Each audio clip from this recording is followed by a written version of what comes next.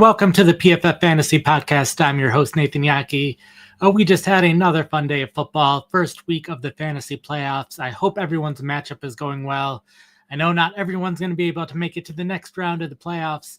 I know my Scott Fishbowl team is not looking like it's in great shape right now, but other leagues are going just fine, and I hope your leagues are too. Definitely have some interesting things to go through today. Came into this week thinking, okay, maybe a lot of teams are set in what they're doing. There were a number of teams that really didn't change too much, but there were a lot of interesting things that happened. A combination of players returning from injury, which is great to see, but unfortunately a number of players who were also injured this week. So that is not great. So definitely some things to check out. If you want to see the full recap, it is up on pff.com going over all 13 games that happened today. But we'll go over my top things, and all of them are going to be wide receiver related. Definitely some interesting things at running back and tight end this week too, but I think the most interesting things, at least for me, were all at wide receiver this week. We will start with the Carolina Panthers, where we saw Jalen Coker return to the Panthers lineup. Great to see him come back after missing these 3 games. It is something that I have been looking forward to for a while because Coker had been a very strong slot receiver for Carolina, and so had Adam Thielen. And this was the first game where both Coker and Thielen were together on the field. So I was interested to see in how they were going to be used. And at the start of this game, we saw both of the players on the field consistently. It was those two and Xavier Legette on the field, with David Moore, who had been a starter for the past several weeks, playing at least 85% of snaps most games. Moore was relegated to the bench, only taking a couple of snaps in the first half. It was Legette, Coker, and Thielen. Legette, who started the season as a Z receiver for Carolina, so someone more often than not lining up off the line of scrimmage, someone who could be in motion compared to the X receiver who lines up on the line of scrimmage. Moore had been the X receiver once he became a starter, but in recent weeks we had seen Legette play more and more of the X receiver role. I'm guessing in anticipation of Coker returning, and in this game he was lined up in the X receiver spot even more than we had seen in the past. So he was clearly in that role where Coker and Thielen, they kind of split the snaps between the Z receiver role and the slot.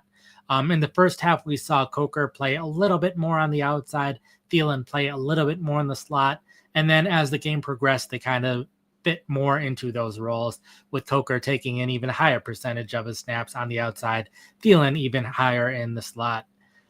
We did see Legette suffer a groin injury in this one pretty early on in the third quarter, I believe it was. So David Moore, who was relegated to the bench to start the game, went right back to his X receiver role once Legette was out, played his snaps completely over the second half.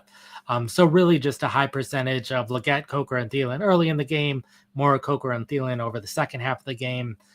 We saw Coker have a very good play, caught an 83-yard touchdown pass, which was great to see.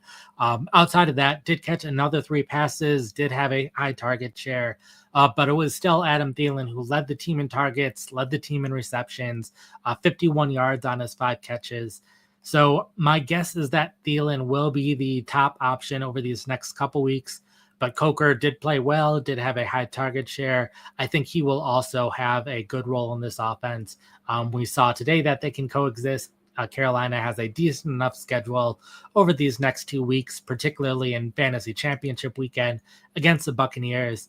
So basically, regardless of Legette, it comes back healthy or not, I think Thielen and Coker will remain the top 2 wide receivers in targets on the team. A little disappointing with Legette not stepping up at any point this season, and now the injury, which might prevent him from either playing in the future or might not be at 100%. I was kind of hoping to see him get better and better as the season went on, but hasn't quite happened yet, but hopefully it will next year. Next wide receiver situation is the Buffalo Bills, another wide receiver from returning from injury this week. This one, it was Keon Coleman. The Bills ran a lot of pass plays, scored a ton of points in this one. But at wide receiver, this was kind of the first time we really saw both Coleman and Cooper on the field at full strength. It was Cooper was traded to the team before week 7, was limited in action for a little bit, had a little bit of a bigger role the following week, but then suffered an injury. Then Coleman suffered his injury. So this was the first time we really saw both of them in action. And it was really, instead of Coleman taking the snaps of one player, all four other Bills wide receivers saw a decline in snaps this week. Matt Collins and Curtis Samuel saw the most significant declines, but even Khalil Shakir, who has played in the slot a little bit in two wide receiver sets, barely played in two wide receiver sets in this one, still had 7 targets on his 23 routes. But Shakir running 23 routes on 36 total pass plays still isn't very high. None of the wide receivers running that many routes, Cooper especially, was a little frustrating to see, only running 15 routes on 36 snaps, or on 36 total pass plays, no targets this week. And the Bills at wide receiver, they have 2 matchups upcoming, home games against the Patriots and the Jets. If there was any game for the Bills wide receivers to have a very big week, it should have been this one against the Lions defense, who did allow a lot of points in this game, but did not allow a ton to the wide receivers. We saw Coleman have a nice 64-yard catch. That was his only play. Shakir caught 6 passes and a touchdown, but only 39 yards. And like I said, Cooper, the no targets. And going up against the Patriots and Jets, potentially cold weather, potentially bad weather in Buffalo. We could very well see Buffalo rely heavily on the run game in those matchups. Patriots and Jets, both out of playoff contention at this point too. So we could very well see a lot of the running backs similar to what we did in this one. Cook with 2 touchdowns and 100 yards, Ty Johnson 100 receiving yards. So not a great day for the wide receivers. Similarly, while I'm here, Kincaid also returned to action. Was a little bit limited. Basically, anytime the Bills are winning, we've seen Dawson Knox see more snaps and sometimes even see more routes, and we saw that here. It was really good to see Kincaid see those 7 targets, but a similar thing, we're a little bit worried the Bills will be just running the ball a lot these next few weeks, so I think Kincaid at best will be a borderline fantasy starter over these next 2 weeks. Next wide receiver situation I want to cover, the Kansas City Chiefs, where we saw a little bit of a change compared to the past few weeks. We had seen a pretty heavy rotation of the 4 wide receivers plus Noah Gray. Travis Kelce had been the clear top receiver. Kelce playing more than he has been playing the past couple seasons, which has been a little surprising to see at Kelce's age, but still seeing a ton of targets, still running a lot of routes. But really the last 2 weeks, we've seen Xavier Worthy see a pretty big increase in his routes run compared to earlier in the season, increase in targets this week. He's caught more passes these past 3 games really than we've seen at any other point this season. So Xavier Worthy really starting to impress down the stretch, which is good to see. But him seeing more snaps has meant fewer snaps for other receivers. Hopkins only running 21 routes, so less than 50% of the pass plays Hopkins was on the field for. Did see 6 targets, so he is continuing to see a high target share. But with the low routes that he's running, it's really hard to trust him right now. Noah Gray is another one who has been playing relatively well, had been a pretty big part of that rotation, but they didn't use him as much this week, which was surprising considering they were winning for basically this entire game, scored a touchdown in the first quarter, second quarter, third quarter. Gray at least scored a touchdown this week, but I am concerned about his route share. So even though I had been including him in the waiver wire article in recent weeks, probably not including him this week because 17 routes just is not enough to be consistent. So we saw that change. And then it's also worth noting Hollywood Brown did have his practice window began on Friday. So they have 3 weeks before they have to elevate him. But there is some talk that he might be ready as soon as next week. I would expect him to mostly take playing time away from Justin Watson, so it might not have a huge impact on all of the wide receivers, but Kansas City has been fine mixing and matching receivers for several years now, so there is at least a chance that he can take playing time away from other receivers as well. So I am excited about Worthy going forward and a little bit worried about everyone else. Hollywood Brown was someone I was really excited about heading into the season, but with just 2 weeks left of the fantasy season, it's probably not enough time for him to get enough playing time for him to be a fantasy starting player. So probably still leaving him off the waiver wire, potentially helping the team more in the actual playoffs than he will be in the fantasy playoffs. Next situation is the Washington Commanders, where Noah Brown recently landed on injured reserve, which was sad to see. A kidney injury for him. He had been the clear number 2 wide receiver basically throughout the season. Outside of that, Diami Brown had been the backup on the outside, and then Olamide Zaccheaus and Luke McCaffrey had been rotating in the slot. For most of the season, the two were pretty close together in terms of how much playing time they were seeing in the slot. But in recent weeks, Zaccheaus had started to see more and more playing time. And then that situation got even more complicated this week with Jamison Crowder returning from injured reserve, had last played in week 3. So the biggest difference in the offense was Diami Brown went from being the backup on the outside to being a starter on the outside. Ran 38 routes, so almost exactly the kind of role that Noah Brown had been seeing. But with Crowder back, we saw Zaccheaus not just as the primary slot receiver, but also as the primary backup on the outside. And that left Crowder as one of the rotational players in the slot.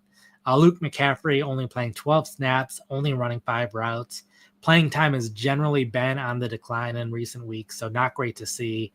And this wide receiver group is another one that could get more complicated as early as next week. The Patriots had released KJ Osborne, and the Commanders picked him up off waivers. Osborne was inactive for this week. He's only been on the team for a couple of days, so that's pretty understandable. But a chance that Osborne is on the active roster next week or the week after. And when that happens, there's a chance that the Commanders decide they only want 5 active wide receivers, in which case McCaffrey is probably the wide receiver who would be inactive those weeks. So a little disappointing to see out of the 3rd round pick. While he was a rookie who saw less playing time this week, while we're here, Zach Ertz suffered a concussion this week. So Ben Tanat, who had been the 3rd tight end all season long, was the top receiving tight end for the rest of the game once Ertz was out. We had seen him and Bates play a lot in 2 tight end sets throughout the season, but in this game, they continued the 2 tight end sets, but Bates was often on the field in run situations, Ben on passing situations. So good to see they trusted him more there. Probably not someone I'm picking up off the waiver wire, even if Ertz is missing a game, but at least good to see if he can potentially be that starting tight end next season. A last situation I want to cover is the Jacksonville Jaguars, where Brian Thomas Jr. had a very big game this week. Lots of catches, scored as well, 14 targets, which is huge for him. And there was a little bit of a change in how the Jaguars use their wide receivers, which potentially helped Thomas this week. And that is Josh Reynolds, who was waived by the Denver Broncos pretty recently. Reynolds, who had been on injured reserve, was a top 3 wide receiver to start the season, but the Broncos have been pretty happy with their young wide receivers throughout the year. Didn't want to mess with that with Reynolds back, so they released him. He was a healthy inactive for Jacksonville last week, but was part of the wide receiver rotation this week, basically splitting snaps with Devin Duvernay in 3 wide receiver sets. But the interesting thing here is Duvernay has been a primary slot wide receiver both throughout his career as well as these past couple weeks with their other wide receivers on injured reserve, where Josh Reynolds has played primarily on the outside. So the more that Reynolds was on the field meant the more that Brian Thomas was able to play in the slot. And Thomas is someone who has been playing well on the outside throughout his rookie season, 1.92 yards per route run on the outside. But he has really excelled when given an opportunity in the slot, 3.21 yards per route run there. So this week he was able to see an increase in how often he was lining up in the slot, thanks to Reynolds being on the field. 5 of his receptions came from the slot. 14 of his routes were there. So still a fraction of his total routes, but he was targeted on 6 of those 14 routes from the slot. So whenever he was there, he was often getting the ball. Half of his receptions came there. So it'll be interesting to see if Reynolds is able to increase his playing time a little bit more this week, in which case Thomas could see even more playing time in the slot going forward, which should be good for his fantasy value, and also makes things interesting for how Jacksonville what they do at wide receiver next season, since Thomas is probably the only player who is clearly going to be a starter next year. Christian Kirk might not be on the team again. Gabe Davis, I don't remember exactly how his contract was structured, but a chance that he might not be on the field if it's easy enough or be on the team if it's easy enough to move on from him. So we'll see what Jacksonville does at wide receiver. And again, while I'm here, another tight end situation that was interesting. Evan Ingram out for the season. Brenton Strange took over at tight end, largely what we expected. We saw it all early in the season as well, but Strange had 12 targets. So a huge target share, which was great to see, and some decent, at least a decent matchup next week. So top waiver wire tight end this week by far, and Strange is available in a ton of leagues. So if you are not happy with your tight end situation, I would definitely look to pick up Strange. So that covers it for the 5 things that I wanted to cover. We'll go through a couple of the questions that I have from the chat, at least to the best of my abilities. Right now, largely focused on what happened in week 15, so it might be a little hard for me to look ahead to week 16 now. But which wide receiver situation are you least comfortable going into the last 2 weeks? Hopkins, Flowers, Devontae Smith, and Adam Thielen. The last one gets dropped, and I am probably dropping Hopkins. As I went over with the Chiefs wide receiver section, running a route on less than half the routes. Devontae Smith had a really good week. Thielen, even though it wasn't his best week, still led the team in targets. So generally trusting Thielen. And while Flowers wasn't the one to have the big game for Baltimore this week, he has generally been reliable. So Hopkins is probably the one that I'm trusting the least in my starting lineup. So I would be fine dropping him. My take on Jennings' performance this week and how you view his fantasy outlook shaping up moving forward. I'm guessing this is Juwan Jennings, even though he played on Thursday, saw a ton of targets, only caught 2 passes for 31 yards. So not the best day for Jennings, but he has generally kept seeing a high target rate. I'm not sure exactly how the Rams were able to do such a good job at stopping the 49ers passing game this week, but I'm generally going to trust him. I wouldn't be surprised if I still have him in at least my top 25 wide receivers this upcoming week. And then next question is at quarterback, a tough matchup with Jaden Daniels going up against Philadelphia next week. And then Kyler Murray has a good one against Carolina, or Rodgers against the Rams. Rodgers is probably my top waiver wire option, but probably not starting him when you have these other good options. Probably mostly just considering Rodgers if you add Patrick Mahomes, and there's a chance Patrick Mahomes doesn't play this week. It's hard for me to bench Daniels, but I do really like Kyler Murray's matchup against Carolina. I'd probably just wait and see who I have ranked higher when my rankings come out on Tuesday. Right now, I'm leading Daniels just because it is really hard for me to bench him, but there is definitely a chance that I might have Murray just slightly ahead, but I will see how my rankings turn out when I start looking at all the numbers then. And then the last question I have, need one starter for next week, a healthy Kenneth Walker or Rachaad White, with Jerome Ford as a waiver wire option, as well as McCormick, who plays tonight as well, or tomorrow night as well. We're still on Sunday right now. I'm probably leaning Walker if he is healthy, but a big part of that will be how healthy is he? Is he able to start practicing? I think a lot of that could factor into how much playing time he sees. I would think at 100% he returns to his normal role in the offense, but a chance he misses time. But I am probably leaning Rachaad White over the other options. I know Bucky Irving had a pretty good game despite the injury, another 100-yard game. But against Dallas, I could see Tampa Bay just running the ball a lot, and both running backs seeing double-digit carries and having good matchups. So I'm probably trusting White over Ford, even though Ford's a good waiver wire option. A chance I might have McCormick over White. I think some of it will just depend on how his matchup does against Atlanta. Right now, we've just seen such a small sample size of McCormick on the field. But if McCormick has a huge game on Monday Night Football, then there's a chance McCormick might be over White at least. So, but again, it'll be a situation where I will probably be a bit more confident in who I have on Tuesday. And luckily, you do not have to set your lineups until later as well. So check that out. And if you still have the question later, if you go to our fantasy Discord or our PFF Discord in our Start Sit channel, I'll be able to answer that later in the week as well. So that pretty much covers it. Last thing I want to go over before I end the show is just go over some housekeeping of how things will look now that the season is starting to wrap up. This upcoming week should be fairly normal. The podcast schedule should be the exact same to what it's been all season long. I'll be back with John to go over waivers on Tuesday morning. Written content schedule should be fairly similar. I'll have the recap article up right now, like I always do. So if you missed anything, we'll go over everything that you may have missed in that article. We'll also have a top 10 recap that goes up tomorrow morning. Also, the waiver wire article will also be up tomorrow morning. Tuesday, no longer have rest of season rankings since that gets a little weird with just 2 games left. But we'll have my upcoming week rankings up on Tuesday, and then the start sit article later in the week. But then things start to get a little weird once we get to the weekend and the following week with the holiday coming up.